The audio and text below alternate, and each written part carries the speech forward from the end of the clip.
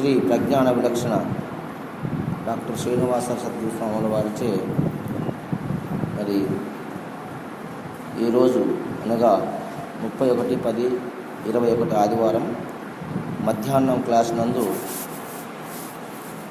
దేహమునందు అంటే ఈ పిండాండమునందు సృష్టి ఏ విధంగా జరిగిందనే అంశం పైన మనము ఆకాశభూతము వాయుభూతం చెప్పుకున్నాము. వాయుభూతంలో వాయువు జలముతో కలిస్తే ఏర్పడేది ప్రాణవాయువు అని ఉదయం అక్కడ ఆపేశాము. దాని గురించి క్లుప్తంగా తెలుసుకున్నాం. ప్రాణవాయువు అంటే ఏంది? పెద్దలు ఏం చెప్తున్నారంటే ఈ వాయువుకు ప్రాణవాయువుకు విశిష్టుడు అధిదేవతని చెప్తున్నారు. అంటే వాయుభూతము జలముతో కలవడం వల్ల ఏర్పడే వాయువే ప్రాణవాయువు. పిండాండమునందు పిండ పంచీకరణ యందు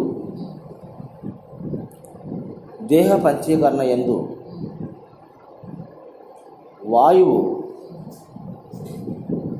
2 భాగాలయ్యి ఈ దేహంలో సగభాగము వ్యానవాయువుగాను మిగతా సగభాగము 4 భాగాలై ఒక భాగము ఆకాశముతో కలిసి సమాన వాయువు, అగ్నితో కలిసి ఉదాన వాయువు అని చెప్పుకున్నాము. జలముతో కలిసి ప్రాణవాయువు అయింది. ఈ ప్రాణవాయువు అనేది ఏ రూపములో ఉంటుంది, ప్రాణవాయువు ఏ రూపములో ఉంటుంది అనే మాటను ముఖ్యంగా మనం తెలుసుకోవాలి.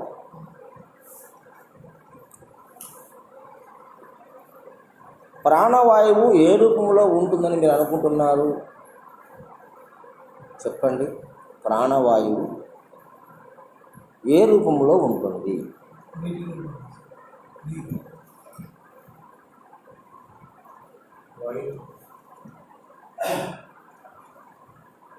ప్రాణవాయువు అనేది జల రూపంలో ఉంటుంది. మనం పీల్చి వదిలిపెట్టే ఈ వాయువు ప్రాణవాయువుకు సపోర్టుగా ఉండేదే కానీ ఇది ప్రాణవాయువు కాదు. ఇది ప్రాణవాయువు అయితే మనం ఎప్పటికీ చాలు. ఎందుకంటే సమృద్ధిగా ఈ ప్రాణవాయువు అంతటా ఉన్నది. ఏమరమణయ్య, ఈ గాలి ఎప్పటికీ ఉంది కదా, లేకుండా పోయిందా? అదే నీ ప్రాణం అయితే నువ్వెందుకు సావాలి? ఉపాధిలో ఏదైనా ప్రాబ్లం జరిగినప్పుడు ఉండదు సార్. ఈ వాయువు అంతటా ఉంది కానీ మనం తీర్చుకునే శక్తి ఉపాధికి లేకుండా. ఈ ప్రాణవాయువు పెద్దలు చెప్పారంటే ప్రాణవాయువు అనేది ఉచ్ఛ్వాస నిశ్వాస రూపములో దినమునకు 21,600 సార్లు లోపలకు బయటకు తిరిగేటువంటి పని చేస్తుంది. ఇది ప్రాణవాయువు. బయటికి లోపలికి తిరిగే పని చేసేదే ఈ వాయువు. అయితే ప్రాణము అనేది కృష్ణప్రభు చెప్పాడు మనకు. అన్నము సూక్ష్మాంశము మనసెన్నగా నీరు ప్రాణముల్. అంటే మనం తీసుకునే ఆహారము దేహములోకి పోయి 3 భాగాలయ్యి స్థూల భాగము మలముగాను, మధ్య భాగము మాంసంగాను, సూక్ష్మ భాగము మనస్సుగాను తయారవుతుంది. అలాగే జలము కూడా మనం దేహంలోకి తీసుకున్న తర్వాత ఆ జలాన్ని మన దేహము 3 భాగాలుగా విభజిస్తుంది. స్థూల భాగము మూత్రంగాను, మధ్య భాగము రక్తంగాను, సూక్ష్మ భాగము ప్రాణముగాను తయారు చేస్తుంది. ఏమరమణయ్య, ఈ మానవ దేహము ఈ విశ్వములో మానవుడు కనిపెట్టినటువంటి రోబోల కన్నా,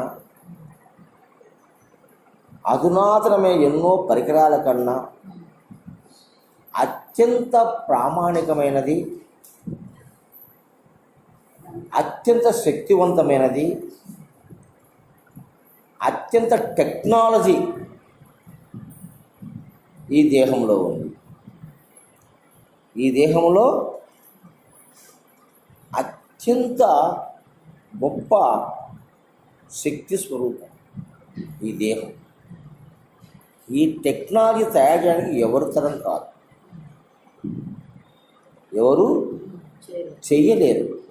మానవ దేహ నిర్మాణాన్ని భౌతికంగా, ఆర్టిఫిషియల్గా, కృత్రిమంగా ఎవరు తయారు చేయలేరు. దీన్ని చేయలేరు. ఎందుకంటే ఇది ఈ దేహము చాలా మిరాకిల్, ఓ అద్భుతం. మానవ దేహము ఒక అద్భుతం. దీనికి చెప్పడానికి మాటలు లేవు. ఒక గ్లాసు మంచినీళ్ళు మనం తాగితే తాగడానికి శక్తి ఈ దేహంలోనే ఉంది. తాగిన తర్వాత ఆ నీళ్లను విడగొట్టి అందులో పోషకాలను తీసుకొని వ్యర్థ పదార్థాలను తీసేసి వడగట్టి బయటికి పంపించేసి అందులో ఉన్న పోషకాలను మరి రక్తముగాను, మాంసముగాను, మజ్జగాను, ఎముకలుగాను, బ్రెయిన్ గాను, మరి అండముగాను, శుక్లముగాను, ఇన్ని రకాలుగా మార్చే మిషన్ ఏమన్నా బయట ఉందా? లేదు. ఈ దేహములో ఎంత గొప్ప క్రియ జరుగుతూ ఉందంటే అది ఆవత్ మనసు నగోచరం, చెప్పడానికి సాధ్యం కాదు. జాగ్రత్తలో ఉన్న వ్యక్తి స్పృహ తప్పి పడిపోతే మనం మొత్తుకుంటున్నాం, హాస్పిటల్కి ఎత్తండి అంటున్నాం. అదే స్పృహ తప్పి నిద్రపోతే కాముగా ఉన్నాం. రెండొకటే కదా. స్పృహదై పడిపోతే వీడికి ఏమైందో ఏమో అని గాబరా పడి, కంగారు పడి హాస్పిటల్ పోతున్నాం. అదే నిద్రపోతూ ఉంటే ఆనందపడుతున్నాం. ఏమీ దానికి దీనికి తేడా. కాబట్టి అటువంటి దివ్య శక్తి ఉంది ఈ దేహానికి. దాన్నే డివైన్ అంటే దివ్యత్వము. ఇది దివ్యత్వము. దివ్యత్వానికి డెఫినేషన్ లేదు, దివ్యత్వానికి అర్థము లేదు. ఆ దివ్యత్వం గురించి ఎవరు ఎక్స్ప్లెయిన్ చేయలేరు. శాస్త్రాలు సాలవు, వేదాలు సాలవు, ఉపనిషత్తులు సాలవు. ఎందరో మహానుభావులు ఈ భూమి మీద అవతరించి చెప్పినా దాని ముందర తక్కువే. అటువంటి దివ్యత్వం ఇంతటితో అయిపోయింది దీని కథ అని చెప్పడానికి అవకాశమే లేదు. మానవ జన్మ ఉన్నన్నాళ్ళు, సృష్టి ఉన్నన్నాళ్ళు దీని మీద పరిశోధన జరగాల్సిందే. దీని గురించి చెప్పేవాళ్ళు లేరు. అర్థమైందా? అయితే మన అచల సిద్ధాంతంలో ఇది లేకనే వచ్చింది, లేకనే పోతుంది, లేని దాంతో ఆ పని లేదు, ఉన్న పరిపూర్ణాన్ని దర్శించుకుంటే చాలు అని చెప్తున్నారు. ఉన్న పరిపూర్ణాన్ని దర్శించేది ఎవరు? పరిపూర్ణం ఉందని తెలుసుకున్నది ఎవరు?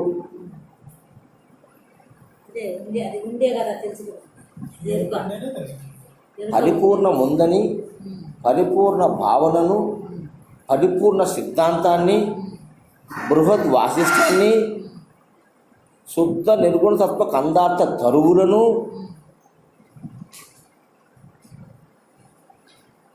ఈ పరిపూర్ణ బోధను బోధించింది ఎవరు? తెలిపింది ఎవరు? మరి అదే కదా, ఎరుకే కదా.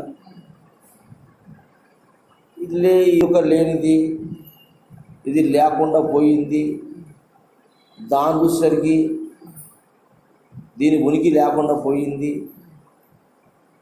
ఇవన్నీ వాక్యార్థాలే కానీ లక్ష్యార్థాలు కాదు. ఇవన్నీ వాక్యార్థాలు అంటే పుస్తకాల్లో చదువుకొని పాఠం ఒప్పచెప్తున్నారు తప్ప లక్ష్యార్థము, భావార్థము, అనుభవార్థము లేక వచ్చినప్పుడు మరి అది ఏంది అనేది అర్థమవుతుంది. అటువంటి ఈ మానవ దేహము, ఇందులో ఉన్నటువంటి ఆ గొప్ప శక్తి, ఇది ఎక్కడ ఆవిర్భవించింది అని ఆలోచన చేస్తే ప్రాణోపలక్ష్యతే పరమాత్మ అని పెద్దలు తెలియచేయడం వల్ల ఏదైతే ప్రాణస్వరూపంగా ఉన్నదో అదే పరమాత్మ స్వరూపమని పెద్దలు తెలియజేస్తున్నారు. మరి ఈ బయటినటువంటి ఈ వాయువే మన ప్రాణమైతే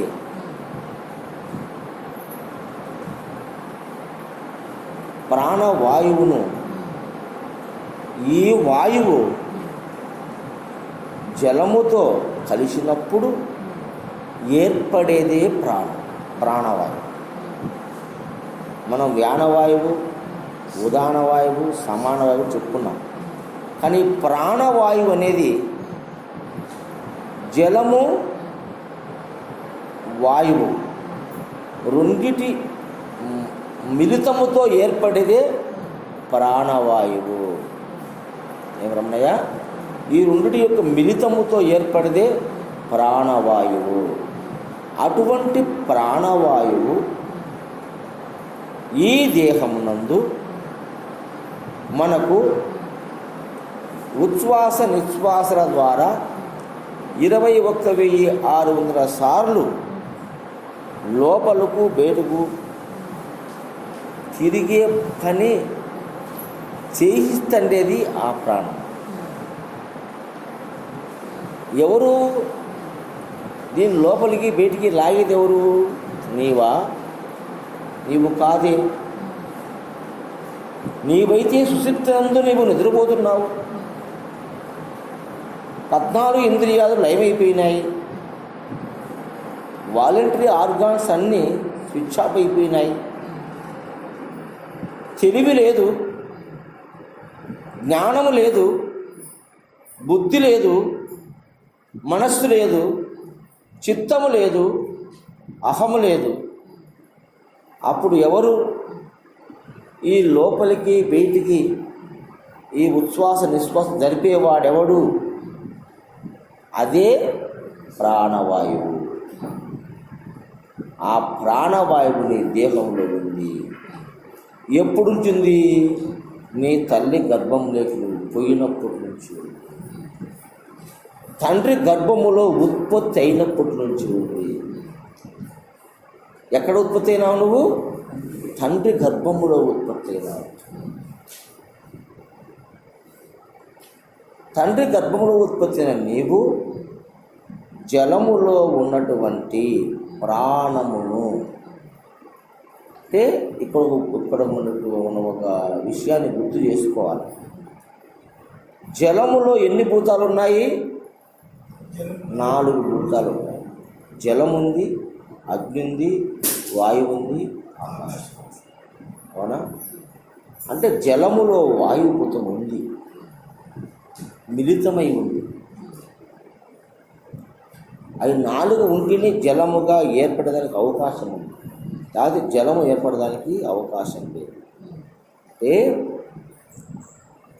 అవకాశమైనటువంటి ఆకాశము, చలనముతో కూడుకున్నటువంటి వాయువు, రూపముతో కూడుకున్నటువంటి అగ్ని, స్థూలాంశము, అవి 2 సూక్ష్మము, ఆకాశము వాయువు సూక్ష్మభూతములు, అగ్ని స్థూలభూతం అందులో ఏర్పడి, ఆ స్థూలభూతమైనటువంటి ఆ 3 భూతములు కలిసిన అగ్ని 4వ భూతం జలముగా మారి, అప్పుడు దీంట్లో ఎన్ని ఉన్నాయి? ఫైర్. జలంలో ఏముంది? ఫైర్, నిప్పు ఉంది. ఎక్కడ? నీటిలో. నీటిలో నిప్పు ఉంది, వాయువు ఉంది, ఆకాశం ఉంది, జలము. ఎప్పుడైతే చలనము, స్పర్శ, రూపము, చలనము, స్పర్శ, రూపము 3 కలిసినాయో ప్రాణముతో సమాన జలము మనకు ఆవిర్భావమైంది. జలమునందు ప్రాణం ఉన్నది. అందుకే భూమిపైన అనేకమైన మొక్కలు మొలుస్తున్నాయి. ఓషధులు. నీళ్లు పడకపోతే మొక్కలు మొలుసవు. 4 భూతములతో కూడుకున్న ఆ జలము భూమిపైన పడితే, పృథ్వీ పైన పడితే, పృథ్వీలో నుంచి అనేక ఓషధులు బయటకు వచ్చినాయి. ఏం పుల్లయ్య? ఆ నీరు పడితే భూమి నుంచి అనేకమైనటువంటి మొక్కలు బయటకు వచ్చినాయి. అంటే ప్రాణం ఎక్కడుంది? జలములో, నీటిలో. అవునా?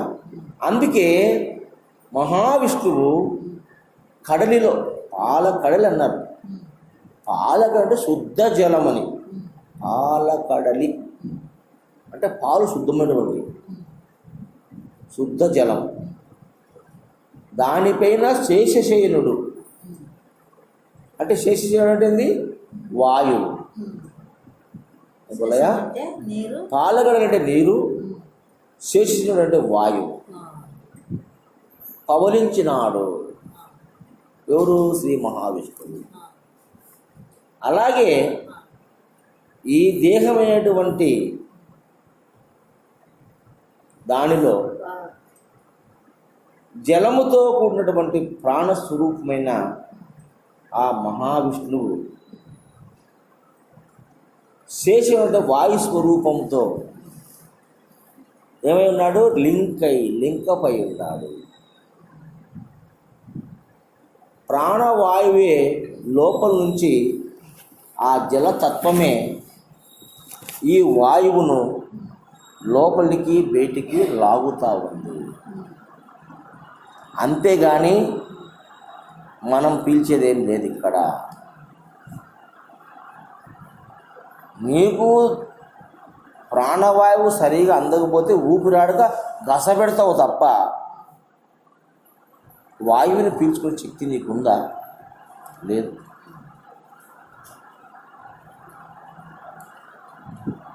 లోపల ఉన్న ప్రాణశక్తి దీన్ని లాగుతుంది, వదులుతుంది. ఎందుకు? తల్లి గర్భములో మనం ప్రవేశించిన వెంటనే మనకు ఒక ప్రాణం ఉంది. ఆ ప్రాణాన్ని వినియోగించుకొని మనము రూపాంతరం చెందినాం తల్లి గర్భములో. రూపాంతరం చెందిన ఒకే వస్తువే, పదార్థం అదే, అద్భుతమైన బొమ్మలాగా తయారయ్యింది తనకు తానుగా. ఎలా? ఒక పువ్వు రేఖ భూమిలో పడితే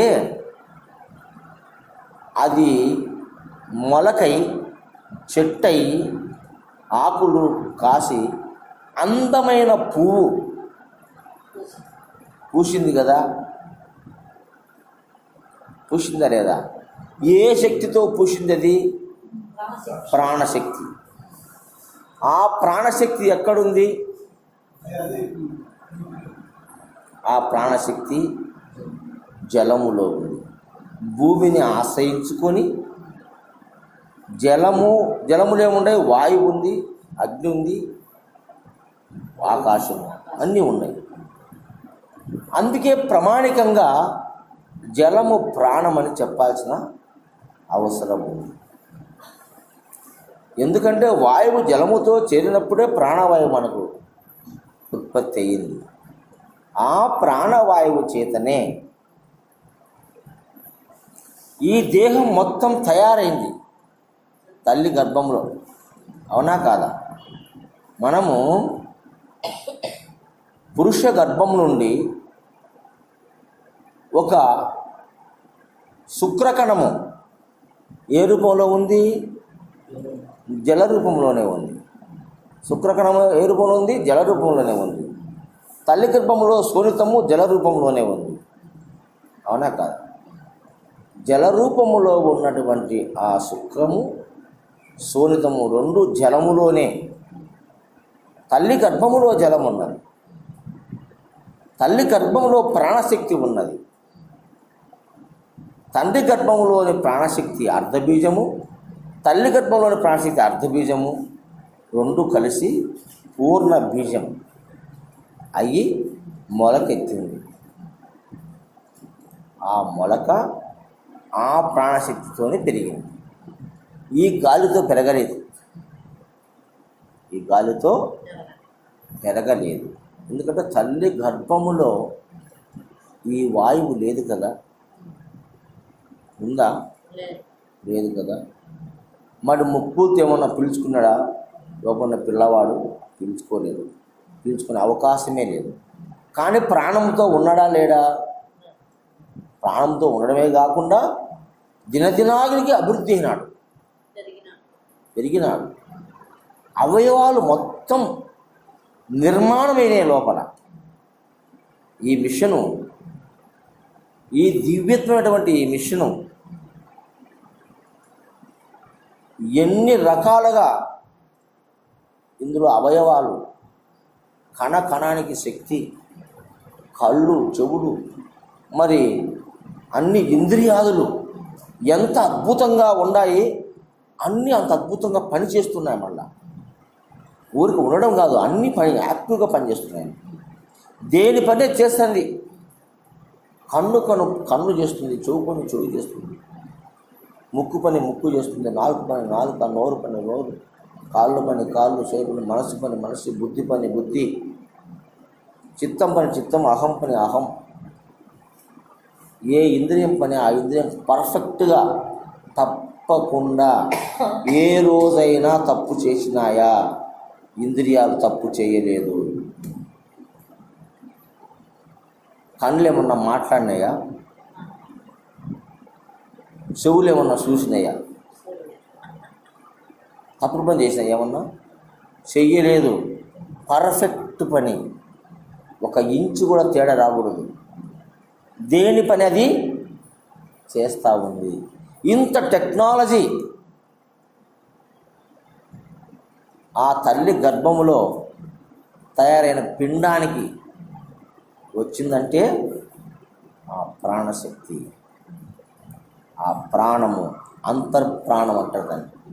ఆ అంతర్ప్రాణము లోపలుండి ఆ తల్లి బిడ్డలో పెరిగి పెద్దదయ్యి బయటకు వచ్చిన తర్వాత మనము ఆ ప్రాణాన్ని వదులుతున్నాం. తల్లి గర్భం నుంచి బయటకు వస్తాను ఏమైతుంది, ఆ అంతర్ప్రాణాన్ని, జలం అనే ప్రాణాన్ని వదులుతున్నాం బయట. అది ఎలాంటిది? ఆ బాడీ ఆ జలములో ఉన్నటువంటి అంతర్ప్రాణవాయువును తీసుకుండే శక్తి కలిగినటువంటిది ఆ దేహం. కానీ భూమి మీదకి వచ్చనే ప్రపంచంలో, భౌతిక ప్రపంచం పడతానే ఆ ప్రాణాన్ని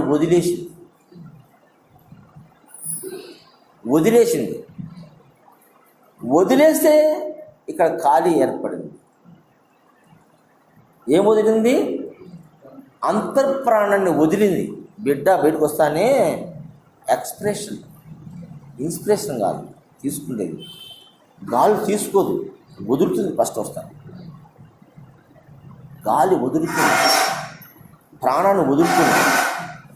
ఆ ప్రాణం వదులుతానే ఇక దానికి పూర్తి చేయడానికి ప్రాణం కావద్దు. లోపల ప్రాణం ఉంది, సగ ప్రాణాన్ని బయటకు వదిలేసింది. లోపల ఒక ప్రాణశక్తి ఉంది, అది మళ్ళా లాగేసరికి ఏమైంది? బాహ్య ప్రాణం పోయింది లోపల. బాహ్య ప్రాణం లోపలికి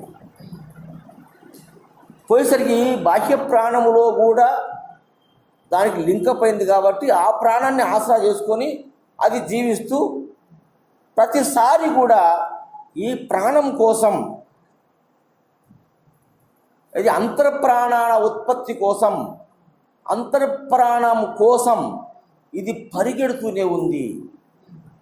నిమిషానికి 15 సార్లు వస్తూ పోతూ.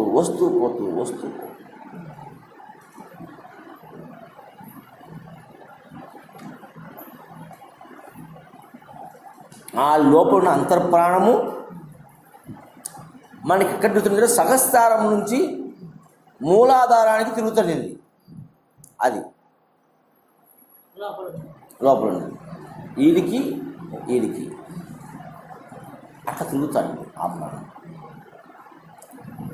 అది ఇక్కడి నుంచి దిగి భూమధ్యానికి వచ్చింది. భూమధ్యం నుంచి శ్వాస ద్వారా బయటికి వెళ్ళింది, ముక్కు ద్వారా బయటికి వెళ్ళింది. దాని బదులుగా ఇది చూస్తుంది.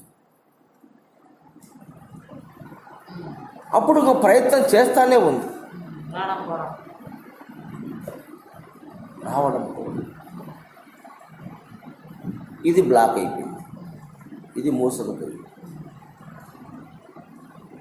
ఇట్లా ఊపిరితిత్తులకు అంటే ఊర్ధముఖం కాకుండా అధోముఖ ప్రయాణం చేసింది. అధోముఖ ప్రయాణం ఇక్కడికి వస్తాను. ఊర్ధం అంటే పైకి, అధోముఖం అంటే కిందికి. ఊర్ధముఖ ప్రయాణం చేస్తే అది తన స్వప్రాణంలోకి వెళ్ళిపోతుంది. దానికోసమే ఎందరో మహానుభావులు క్రియాయోగం అని, తర్వాత ప్రాణాయామం అని, ధ్యానమని పేర్లతో దాన్ని నిలపడం కోసం ప్రయత్నాలు చేస్తూ ఉన్నారు. అటువంటి ఈ ప్రాణవాయువు మన దేహంలో ఉంటూ ఈ దేహాన్ని మనము తీసుకునే ఆహారం ద్వారా, నీరు ద్వారా, శ్వాస ద్వారా అభివృద్ధి చెందుతూ ఈ దేహానికి బలాన్ని చేకూరుస్తూ ఉంది. సర్వేంద్రియాలు పనిచేయడానికి సహకరిస్తూ ఉంది, సహాయం చేస్తూ ఉంది. అయితే దినదినానికి శ్వాసలు పెరిగే కొద్దీ ఆయుస్సు మనకు క్షీణిస్తూ ఉంది. ప్రాణశక్తి దేహంలో ఖర్చు. ఎట్లా? రాత్రి నిద్రపోతాం మనం. నిద్రపోయినప్పుడు ఇంద్రియాలన్నీ ఆపైపోతాయి కాబట్టి బ్యాటరీ ఛార్జింగ్ పెరుగుతుంది, వినియోగం తగ్గుతుంది. ఇంద్రియ వినియోగం తగ్గినప్పుడు ప్రాణశక్తి పెరుగుతుంది. ఇంద్రియ వినియోగం తగ్గినప్పుడు ప్రాణశక్తి పెరుగుతుంది. మళ్ళీ తెల్లారి లేసామంటే ఇంద్రియ వినియోగం, ఈవినింగ్ అంతా ప్రాణశక్తి తగ్గిపోతుంది. తగ్గిపోతే మనం పడిపోతాం. పని చేసి అలిసిపోయి నిద్ర లేకపోతే నిలబడగలవా? కటిక నేలపైన పండుగ అనిపిస్తుంది. బురద ఉన్నా పండుగ అనిపిస్తుంది. శుభ్రం ఏమన్నా కోరుకుంటుందా? నిద్ర సుఖమేరు కదని పెద్దలు మాట తింటున్నారు. అంటే ఎప్పుడైతే ప్రాణశక్తి సన్నగిలుతుందో అప్పుడు మళ్ళీ ప్రాణశక్తిని పెంచుకోవాలి. కాబట్టి మొత్తం అన్ని బటన్లు ఆఫ్ చేసి, అన్ని మోటార్లు ఆఫ్ చేసి, ఇది వాలంటరీ బటన్స్ మాత్రమే, అన్వాలంటరీకి ఖర్చు అవుతుంది. అన్వాలంటరీ అనియంత్రణ ఇంద్రియాలు వాటికి ఖర్చు అవుతుంది. వాటికి ఎప్పుడూ ఖర్చు అయితేనే ఉంటుంది, లిమిట్గా ఖర్చు అవుతుంది.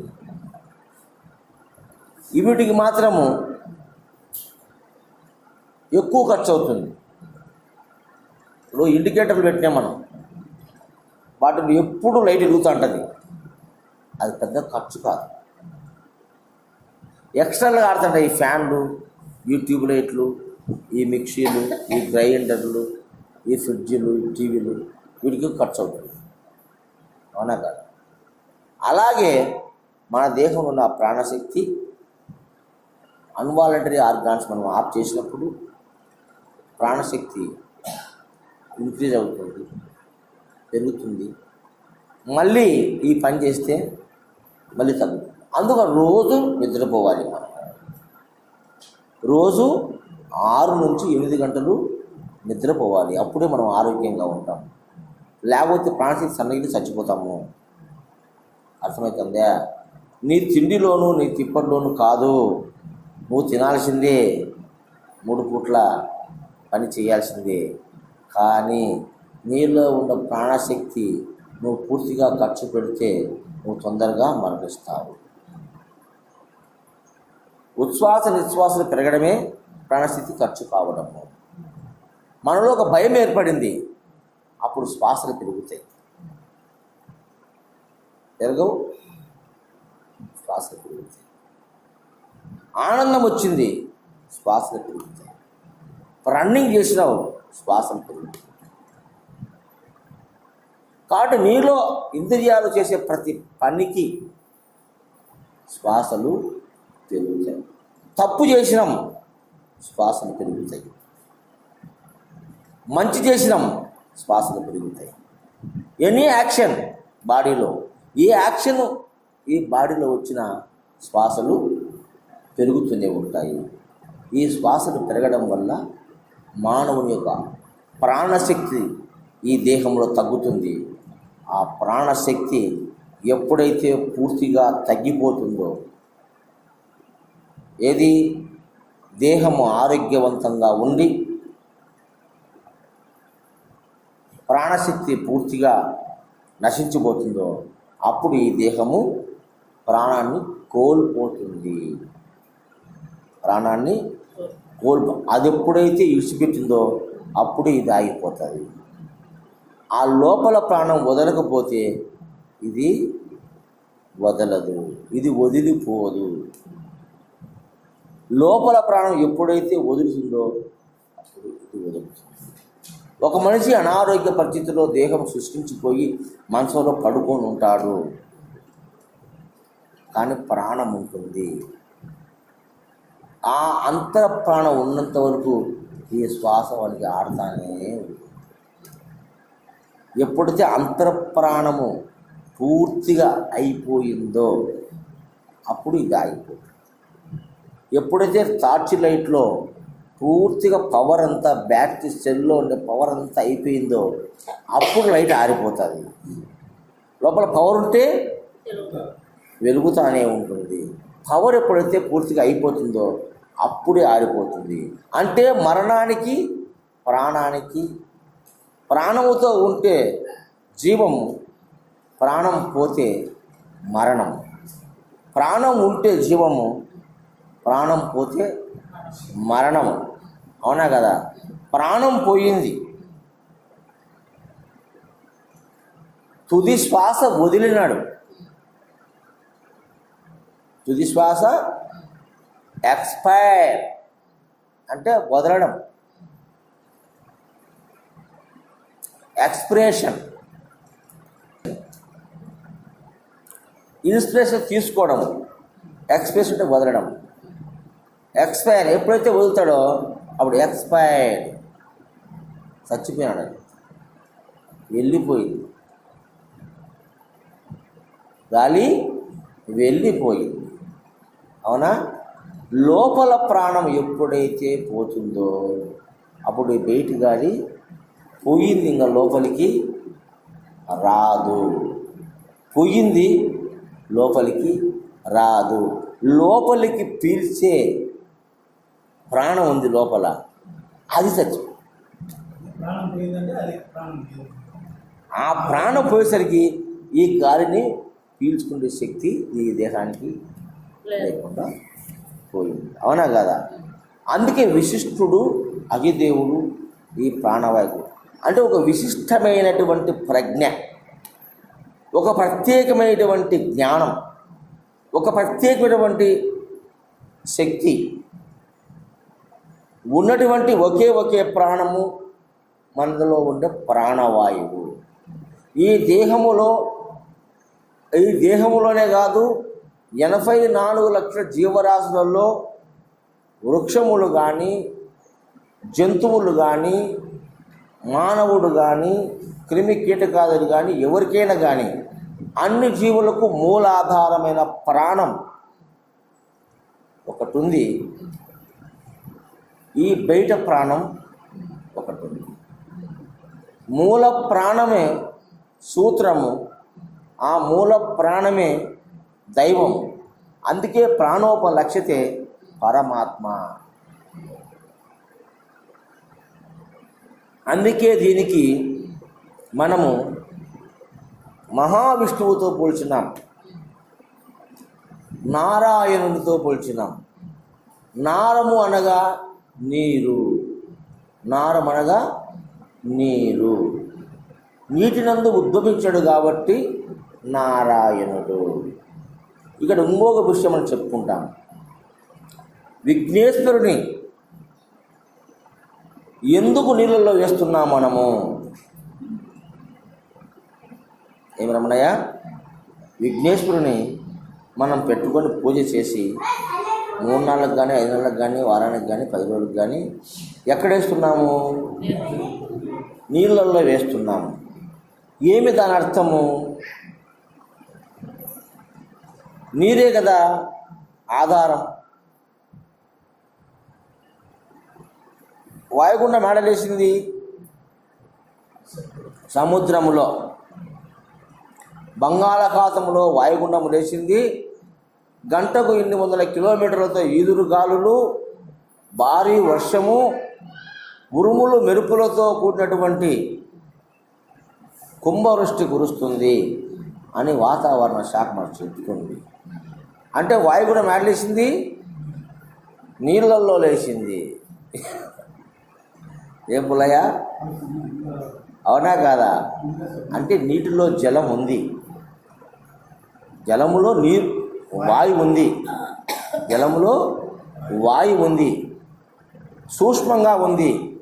సూక్ష్మంగా ఉండే ఆ వాయువు ఒకచోట ఘనీభవించి కేంద్రీకృతమయ్యి వాయుగుండంగా మారి సుడిగుండంలా ఏర్పడి ఆకాశం పైకి నీటిని ఎదజల్లబడుతుంది. అత్యంత వేగవంతమైన గాలులతో ఆ నీరంతా వాయువు ద్వారా పైకి ఇదై అగ్ని, వాయువు, వాటి చైతన్యం ఇవన్నీ కలిసి ఆకాశానికి ఎగబడి కొన్ని 100 కిలోమీటర్ల దూరం భయంకరమైనటువంటి ఈదురు గాలులతో వడగండ్లు వాన కుంభవర్షం కురుస్తూ ఉంది. అది ఎక్కడి నుంచి వచ్చింది? నీటిలో నుంచి, జలం నుంచి వచ్చింది. అవునా కదా?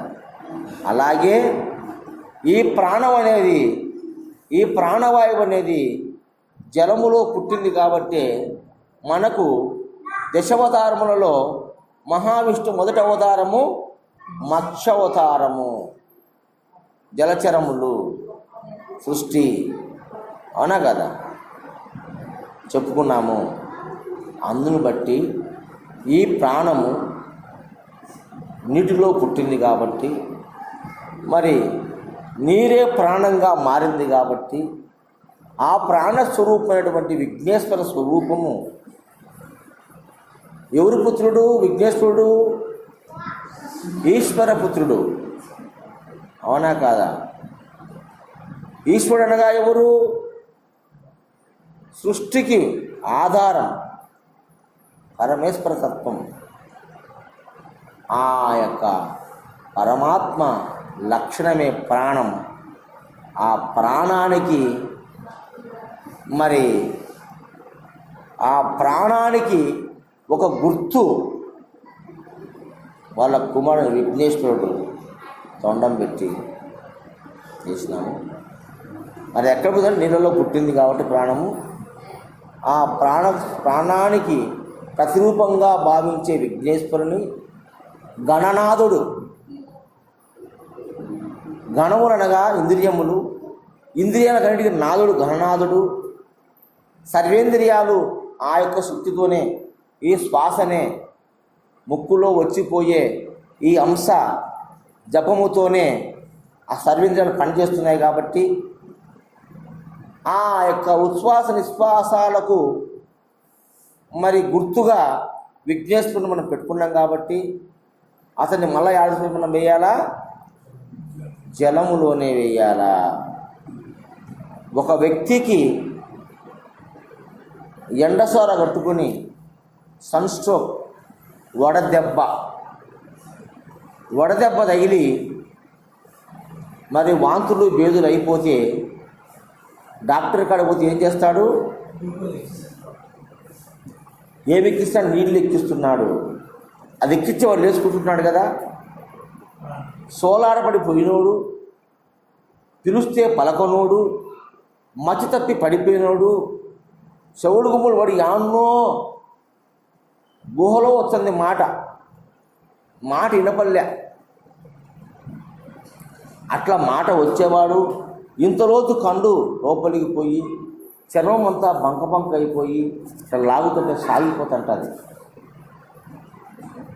నీరంతా పోయి చచ్చిపోతాడు. అవునా కాదా? ఈ కలరా వచ్చి కొన్ని వేల మంది, లక్షల మంది చనిపోయారు. ఏం పొల్లయ్య? అటువంటి సమయంలో డాక్టర్ ఏం చేస్తున్నాడు? పోతానే వరవరి ప్రాణం పోతే పటపట కానీ చక్క ఆ నర్సును పిలిచి ఈ నర్సు పిలిచి ఒక చేతికి వీరు కావచ్చు, 2 చేతులకు, ఈ చేతికి ఒక పాటలు, ఆ చేతికి 2 పాటలు బెర నీళ్ళు అన్నీ ఎక్కిస్తే అప్పుడు మాట. అవునా? ఒక శాప పిల్ల ఒక గుంతలో ఉంటే సూర్యవేడితో ఆ నీళ్ళన్నీ ఆవిరైపోతే అది తనకలాడుతుంది. నీళ్ళు పోస్తే మళ్ళీ హాయిగా తిరుగుతాం. అవునా కాదా? ప్రాణం ఎక్కడుంది? నీటిలో ఉంది. కాబట్టి నీరే నీకు ప్రాణము. మా దప్పిగా ఆరకపోతుంది, ప్రాణం పోతుంది. అమ్మా ఒక గ్లాస్ నీళ్ళు ఇమ్మా. అన్నోడుతో నీళ్ళుతో నువ్వు నీళ్ళే ప్రాణం పోయేటప్పుడు నీళ్ళే అడిగేది. ప్రాణం పోయేటప్పుడు నీళ్లు పోస్తాం మనం. ఒక కుక్కో కోడో పాడో సైడ్ కిందనో బండి కింద సంక్రాంతి పోతే నీళ్ళు వైపు ఒకటి సాగొచ్చి సోపడిపోతే నీళ్ళు పోయేదాకా బిందె నీళ్ళు నెత్తిన నీళ్ళు పోయేదా. ఇప్పుడు ఒక గ్లాస్ మజ్జిగ ఏమ్మా తాగని, లేకపోతే సచ్చాడు ప్రాణం పోతుంది వానికి. తర్వాత చనిపోయే మనిషి కూడా తులసి నీళ్ళు పోయమంటారు. చచ్చిపోతాడని కాదు, ఆ నీరుకు వచ్చే ప్రాణం వస్తుందని. రమణయ్య, ఇప్పుడు చనిపోయే వ్యక్తికి పెద్దలు తులసి తీర్థం పోయినా నోట్లో ప్రాణం పోతుందానికి అంటే వాడు సావాలని కాదు, వాడు బ్రతుకుతాడని.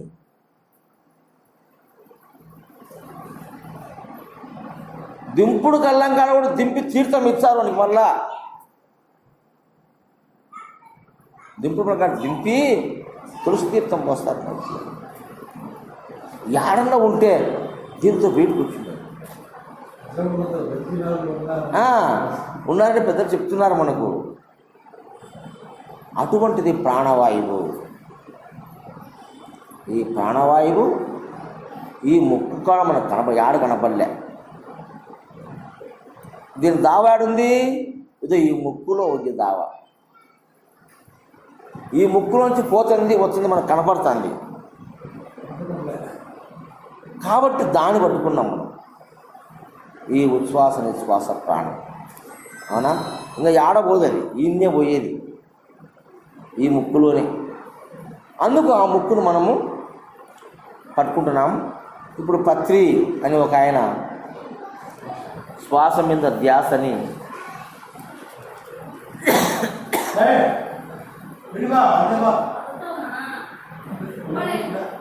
ఆనాపాన సతి అనే ఒకటి కార్యక్రమాన్ని పెట్టి చేస్తూ ఉన్నాడు.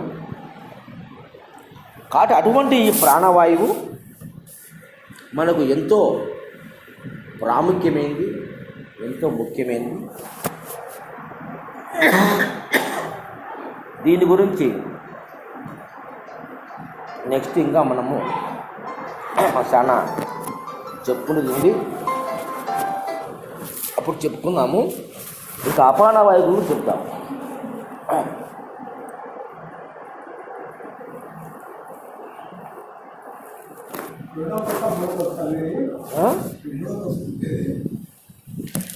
మూడోది అయిపోయింది. అంటే భూతాలలో రెండో భూతమే. అదే మొదటి కోర్సు ఇదంతా, మొదటి కోర్సులోనే ఇదంతా కూడా సృష్టి. ఫస్ట్ బాహ్య సృష్టి చెప్పుకున్నాం, అంతర్ సృష్టి. ఈ ప్రాణం గురించి ఒక సబ్జెక్ట్ ఉంది సపరేట్గా. ఈ ప్రాణం పంచభూతాలతో ఎలా లింక్ అయి ఉంది, ఈ ప్రాణం ఆకాశంతో ఎలా లింక్ అయి ఉంది,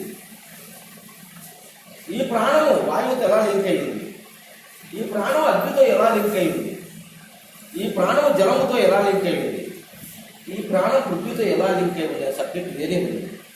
అది ప్రత్యేకంగా ప్రాణశక్తి అని ఒక సబ్జెక్ట్ వచ్చింది. అప్పుడు సపరేట్గా ప్రాణం చెప్పుకుంటాం. ఇప్పుడు పంచభూతాల యొక్క తత్వాలలో మనం చెప్పుకుంటున్నాం కాబట్టి మనం సింపుల్గా చెప్పుకున్నాము. సపరేట్గా ప్రాణధర్మం గురించి, ప్రాణశక్తి గురించి, ప్రాణోపలక్ష పరమాత్మ స్వరూపం చెప్పేసి ఆ ప్రాణము యొక్క ప్రత్యేకత, దాని యొక్క స్థితి గురించి మనం ఇంకోసారి చదువుకుంటాం. ఇప్పుడు వాయువు ఒక భాగం మిగిలింది. ఇంకా ఆ భాగము పృథ్వీతో కలిసి అపాన వాయువుగా మనకు ఈ దేహమునందు ఉన్నది. అపాన వాయువుకు ఎక్కడ ఉంటుందంటే ఉపస్థ. వాయువు ఎక్కడుంటుంది? వాయువు ఉపస్థ. రెండు మార్గాలలో ఉంటుంది. అంటే ఉదము గుహ్యము, వాయువు ఉపస్థ. వాయువు అంటే ఉదము, ఉపస్థ అంటే గుహ్యం. అంటే జననేంద్రియం ఒకటి మలిన పదార్థాలను బయట పంపించే మలమును బయట పంపించే మలద్వారం. ఈ రెండిట్లోనూ ఈ ఉదాహరణ వాయువు ఉంటుంది. ఇది పృథ్వీతో చేరి వాయువు భూమితో కలియడం వల్ల వచ్చే వాయువు అపాన వాయువు. ఈ అపాన వాయువు ఏమేమి చేస్తుంది మన దేహంలో అంటే మలమును మూత్రమును వీటికి పంపుతుంది. మలమును మూత్రమును బయటికి పంపుతుంది. అది పంపకపోతే మనకు సమస్య. పూట మోషన్కు రాకపోయినా, ఒక పూట ఒంటికి రాకపోయినా మనం కడుపు బిగించి వచ్చేస్తుంది, ఇబ్బంది పడతాను. అవునా కాదా? డాక్టర్ కాడికి పోవాలి. ఆ పనే కాకుండా ఇది శుక్ల సుడతను కూడా బయటికి పంపుతుంది. ఏది? ఈ అపానం.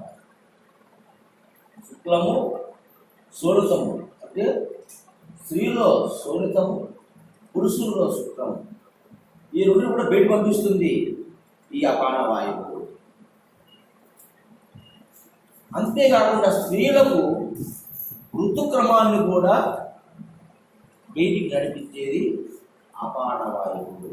ఎస్పెషల్గా అంటే పురుషునికి, స్త్రీకి మలమూత్రాలను బయటికి పంపిస్తూ, మరి శుక్ల శోణితాలను అంటే భార్యాభర్తల కలయిక సమయంలో శుక్లము శోణితాన్ని బయటికి పంపించి స్త్రీకి ప్రతినిధిగా ఋతుక్రమాన్ని కూడా ఈ అపాన వాయువే బయటికి పంపుతుంది. దీనికి అధిదేవుడు విశ్వకర్త. అధిదేవుడు విశ్వకర్త. ఎప్పుడైతే ఈ అపాన వాయువు మనకు బుధస్థానంలో ఉంది, అది జననేంద్రియములో ఉంది, ఈ దేహంలో తీసుకున్న ఆహారము కానీ తీసుకున్న జలమును కానీ బయటికి పంపకపోతే చాలా ప్రమాదం. అవునా కాదా? అటువంటి ప్రమాదం నుంచి మనిషిని రక్షించి ఆ మలినాలను బయటికి పంపిస్తూ ఆరోగ్యవంతులు చేసి మానవుని మరి కాపాడుతూ ఉంది ఈ అపాన వాయువు. ఋతుక్రమాన్ని కూడా స్త్రీకి ప్రతి నెల జరిపేది ఈ అపాన వాయువు. ఈ వాయువు కారణం చేతనే మన దేహంలో ఉన్నటువంటి ఈ యొక్క పిండాటము కానీ, అంటే గర్భము కానీ, మరి స్త్రీ గర్భము కానీ, పురుష గర్భము కానీ, ఈ రెండు గర్భాలలో ఉన్నటువంటి ఆ పరమాత్మ చూసినటువంటి ఆ జీవతత్వాన్ని మరి ఇంకొక క్షేత్రంలోకి పంపించి దాని ద్వారా పిండోత్పత్తి ఎప్పుడైతే స్త్రీ గర్భవతి అవుతుందో అప్పుడు వాయువు నుంచి అంటే ఉపస్థ నుండి వెడలే అపాన వాయువు బంద్ అవుతుంది. మాట్లాడుతున్నాం,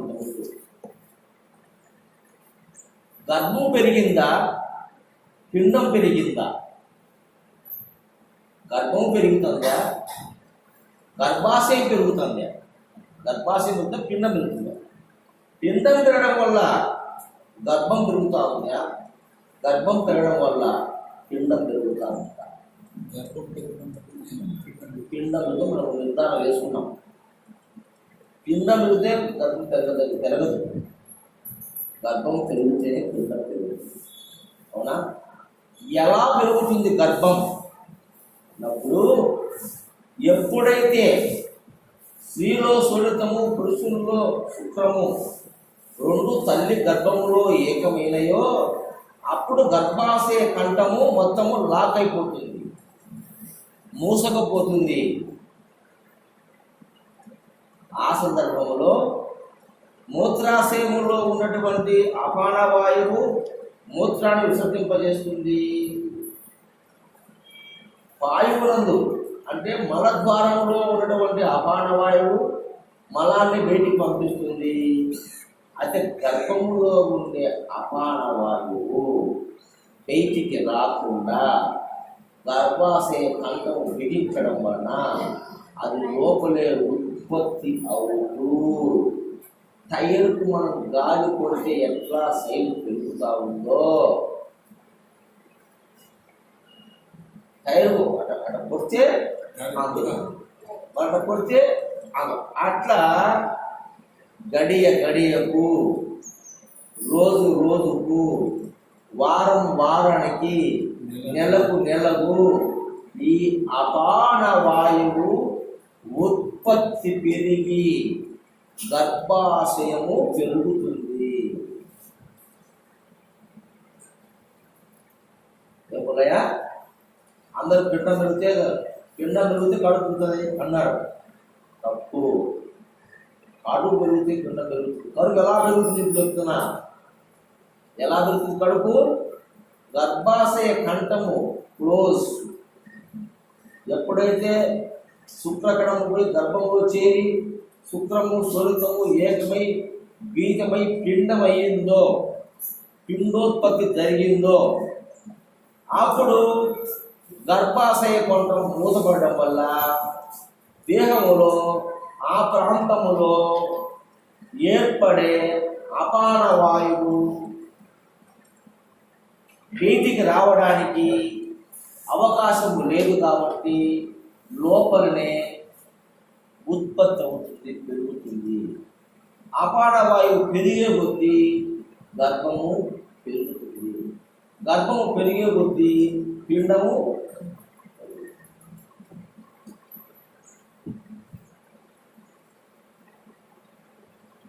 కొంతమందికి ఇంతలా పట్టుకుంటుంది. పిల్లలు వచ్చే 1.5 కేజీ పుట్టింటుంది. ఏమరమ్మయ్య, కొంతమందికి ఇంతలా కడుపు 2 ఉండడం పడిపించాలి. కానీ పిల్ల పుట్టే తూకం తక్కువతో 1.5 కేజీ 300 గ్రాములు పుడితే వాడి మళ్ళీ దాంట్లో పెట్టాలి. ఇంక్యుబేటర్లో పెట్టి వాడి చక్కగా ఉండడానికి 1 వారం రోజులు పెరుగుతాడు. ఆహారం పెట్టి పాలు తాగుతాడు. అంటే ఇప్పుడు అంత గర్భం పిండం పెరిగింది, ఆ గర్భం పెరిగింది అక్కడ లేదు. అపాన వాయువు పెరిగింది లోపల, అందుకు గర్భం పెరిగింది కానీ పిండం పెరగలే. ఎవరమనయ్యా అర్థమవుతుందే? కాబట్టి అపాన వాయువు పెరిగి ఉంది కాబట్టి ఆ వాయువు లోపల రేపు డెలివరీ రోజు మనకు ఆ వాయువు లేకపోతే పిండం బయటికి రాదు. అది ఉండి దొబ్బుతేనే ఈ పిండం బయటపడేది, లేకపోతే బయట పడదు. ఆ పిండాన్ని బయటపడడానికి ముక్క లేక ఈనాటి స్త్రీలు భయపడి చచ్చిపోతామేమో అని ముందుగా కుయ్యండి, కడుపు బిడ్డ తీయండి వేసి. ఎందుకు? ఆ అపాన వాయు ప్రెజర్ లోపల ఎక్కువ అవుతుంది అక్కయ్యా. ఎప్పుడయ్యా అపాన వాయువు లోపల అందుకు వస్తుంటారు. దీన్ని బయట చేయాలి కదా. 9 నెలల నుంచి కూడుకొని ఉంది అపాన వాయువు లోపల. ఊపిరి ఆడకుండా చుట్టుకొని ఉంది. గాలి దూరం కూడా సందు లేకుండా అపాన వాయువు గర్భం అంతా ఉన్నగా మెరుస్తాడు. కడుపు ఉన్నగా ఇచ్చుకుంటుంది. గాలి నిండా ఉంటుంది అపాన వాయువు. ఆ గాలి ఉండి నెట్టితేనే ఇది బయటికి వస్తుంది. అది నెట్టకపోతే ఇది రాదు. అపాన వాయువు బయట రావాలంటే ఆ అపాన వాయువు బయటకు నెట్టాల. అది నెట్టే సమయమే నొప్పులు వస్తున్నాయమ్మా అంటున్నాం మనం. గురుటి నొప్పులు వస్తున్నాయి అని చెప్తున్నాం. ఎప్పుడైతే ఆ అపాన వాయువు సమయం అయిపోతానే అది ఉండడానికి అవకాశం లేదు, నొట్టేసే బయటికి దొబ్బుతుంది. అప్పుడు నడుములో వచ్చాయి. నడుముల్లో నొప్పి వాయమ్మా, నడుములు వాయమ్మా అంటారు.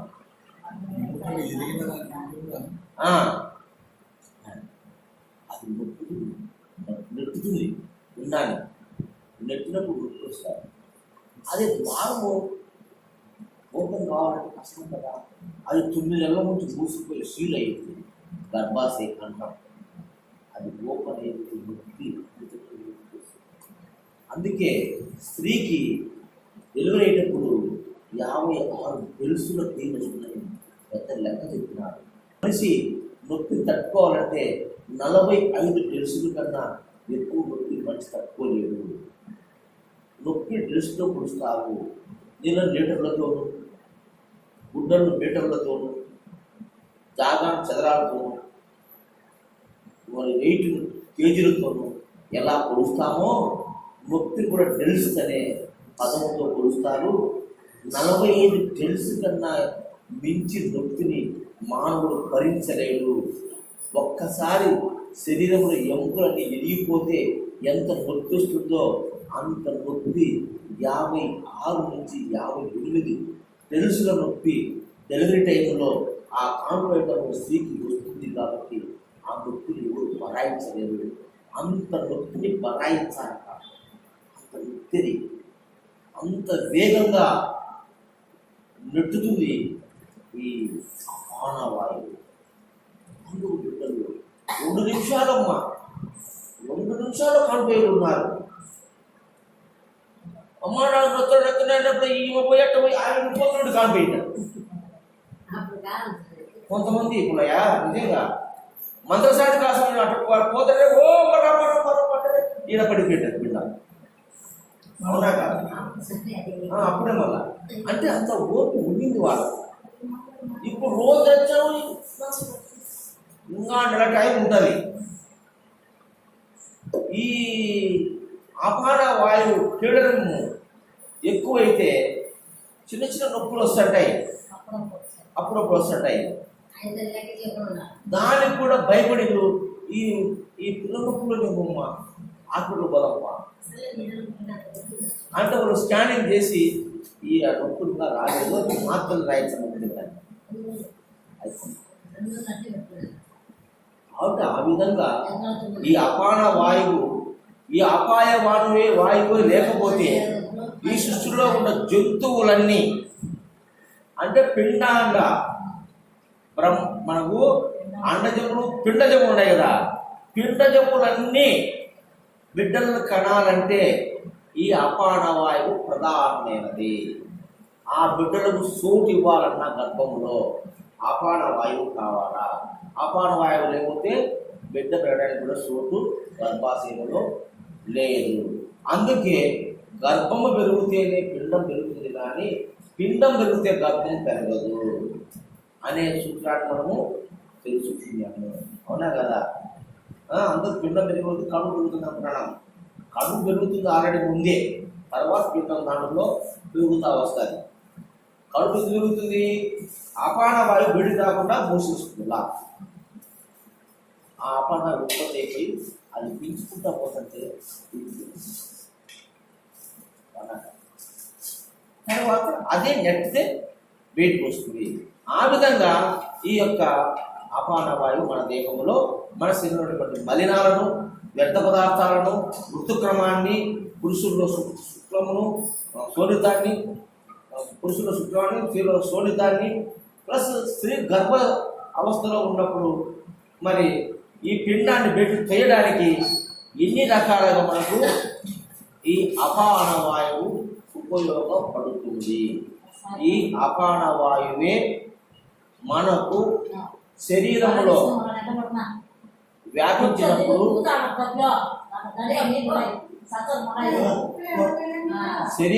వ్యాపించినప్పుడు మనకు వాతకు నొప్పులు నొస్తున్నాయి.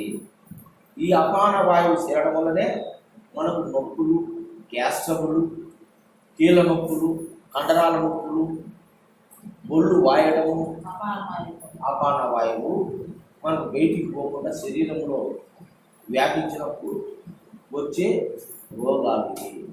కాబట్టి ఈ విధంగా వాయువు అనే భూతము ఈ పిండ దేహంలో, మన దేహంలో మిగతా భూతాలతో కలిసి ఏమేం పని చేసిందో ఈ సృష్టి క్రమాన్ని మనం పూర్తిగా ఈరోజు తెలుసుకున్నాము. అంటే ఆకాశం ద్వారా పోయిన వారం తెలుసుకున్నాము, ఈరోజు వాయువు ద్వారా ఎలాగనో ఈరోజు తెలుసుకున్నాము. మరి రేపు వారంలో అగ్నిభూతము ఎన్ని విధాలుగా పరిణామం చెందింది దేహంలో, ఎలా దేహంలో సృష్టి చేసింది, ఏ ఏ అవయవాలకు అది మనకు ఉపయోగపడుతుంది అనే అంశాన్ని రేపు వారం తెలుసుకున్నాం. జై సద్గురు మహారాజుకు జై. శ్రీ అచర సిద్ధు రమణయ్య స్వాముల వారికి జై.